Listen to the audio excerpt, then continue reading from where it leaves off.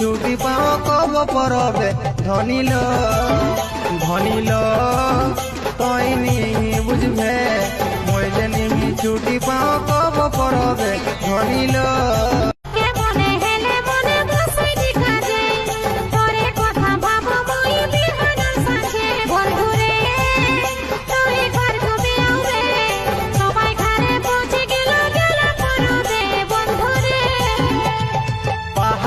কাজ করাটা হে সহজে